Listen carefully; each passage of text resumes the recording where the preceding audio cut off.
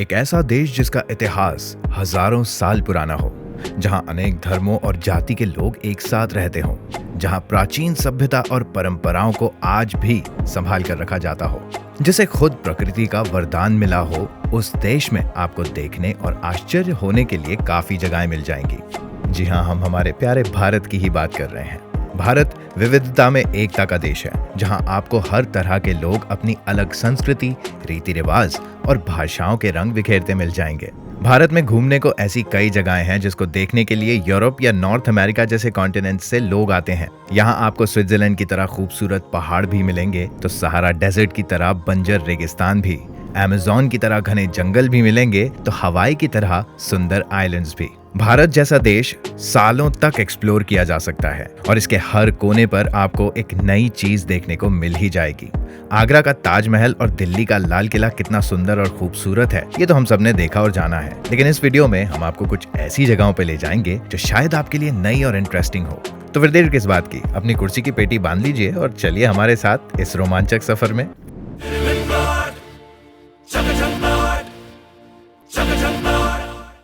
First up, Agatti Island, Lakshadweep, and I hope I pronounced that right. Lakshadweep tourist के लिए one of the most favourite places में से एक है। यहाँ की मरीन लाइफ और बायोडाइवर्सिटी सिर्फ इंडिया ही नहीं बल्कि काफी इंटरनेशनल टूरिस्ट को भी अट्रैक्ट करती है। लक्षद्वीप एक ग्रुप ऑफ आइलैंड्स है जिसमें से एक टापू अगत्ती भी है। इसे गेटवे ऑफ लक्षद्वीप भी कहा जाता है और ये कोची से 459 किलोमीटर की दूरी पे बसा हुआ है और ये लक्षद्वीप का सबसे सुंदर लगून भी है। अगत्ती आइलैंड्स अपने कोरल रीफ के लिए फेमस है और ये बहुत इंटरेस्टिंग बात है कि यहाँ की आइलैंड फॉर्मेशन कोरल रीफ से हुई है। इसके अलावा अगत्ती अपने साफ पानी और समुद्र तटों के लिए मशहूर है। यहाँ आपको नेचर की खूबसूरती को थोड़ा करीब से देखने का मौका मिलेगा। ये जगह आज भी इंसानों के इंडस्ट्रियलाइजेशन और व्यापारीकरण से बची हुई है, जिसकी वजह से यहाँ आपको सिर्फ नेचर की प्रेजेंस और ब्यूटी देखने को मिलती है। यहाँ आने के लिए आपको लक्षद्वीप के किसी भी आइलैंड से बोट मिल जाएगी, क्योंकि यहाँ बोट्स ही ट्रांसपोर्टेशन का मेन सोर्स है। इसके अलावा पूरे लक्षद्वीप का एकमात्र डोमेस्टिक एयरपोर्ट आपको यहीं मिलेगा, जहाँ से आप कोची या बैंगलोर के लिए कंफर्टेबली ट्रैवल कर सकते हैं। Second on our list is Dharamshala, which is in Himachal Pradesh.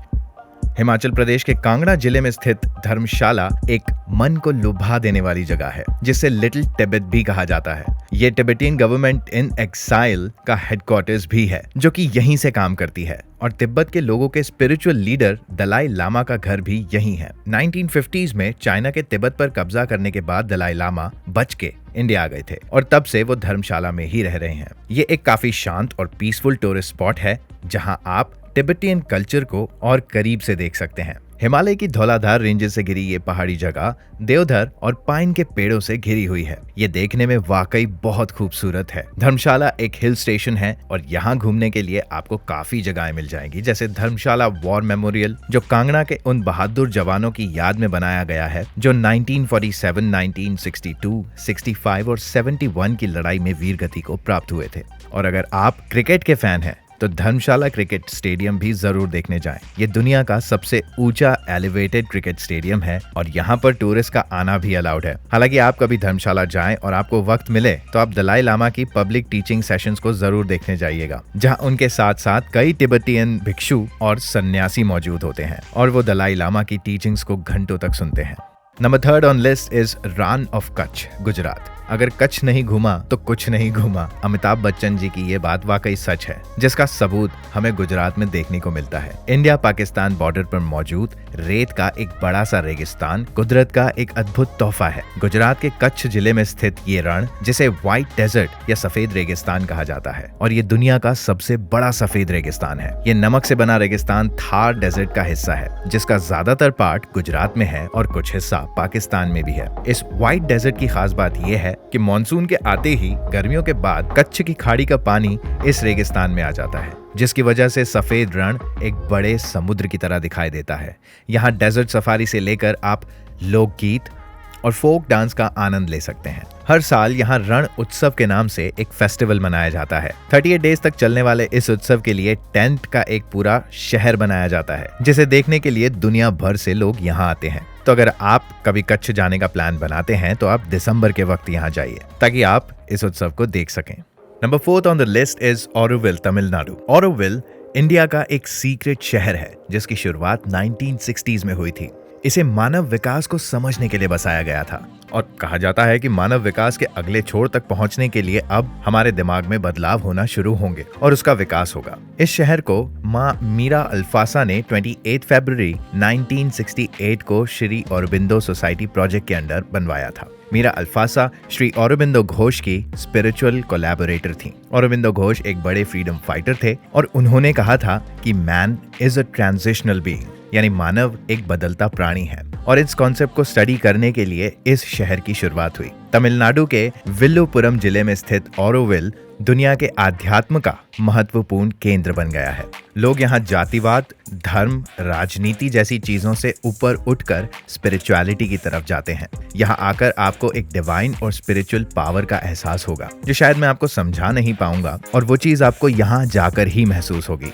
दुनिया के 50 अलग अलग देशों से यहाँ लोग आध्यात्म और शांति को करीब से महसूस करने के लिए आते हैं। हम आपको बता दें कि औरोविल पर धर्म, राजनीति और पैसे का कोई काम नहीं है। यहाँ के लोग स्पिरिचुअलिटी को रिलीजन से बड़ा मानते हैं और शहर के बीचों बीच एक मंदिर है जहाँ 900 लोगों की एक असेंबली है जो यहाँ की प्रॉब्लम्स को यहीं पर निपटा लेते हैं। और यहाँ आपको सिर्फ बाहर से इंपोर्ट एक्सपोर्ट करने के लिए पैसे की जरूरत पड़ सकती है, वरना बाकी चीजों के लिए प्राइस मिनिमम होता है। आप काम करके चीजें ले सकते हैं, जो कि समाजवाद का एक परफेक्ट एग्जाम्पल है। तो आपको कभी स्पिरिचुअलिटी और डिवाइन पावर से जुड़ने का मन हो तो यहाँ जरूर जाइएगा।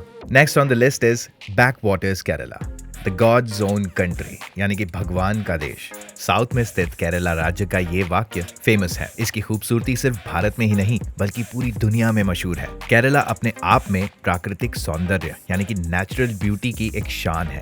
यहाँ के सुंदर पहाड़, बीचेस और ग्रीनरी किसी का भी दिल चुराने के लिए काफी है। I mean I would love to go to Kerala. और इन सब खूबसूरत चीजों के अलावा केरला अपने ब्यूटीफुल बैक वाटर्स के लिए मशहूर है। केरला के बैक वाटर्स दुनिया के सबसे ज्यादा पसंदीदा टूरिस्ट डेस्टिनेशंस में से एक है। अरेबियन सी के साथ ही कुछ ही दूरी पर मौजूद है बैक वाटर लेक्स। इसमें नेचुरली या मैन मेड 5 बड़ी झीलें जुड़ी हुई हैं, जिसमें 38 नदियां पानी लाती हैं। और इसी की वजह से इसे बैक वाटर्स कहा जाता है, क्योंकि वो नदियां पीछे की तरफ से पानी लाती हैं और ये केरला के आधे एरिया को कवर करती हैं।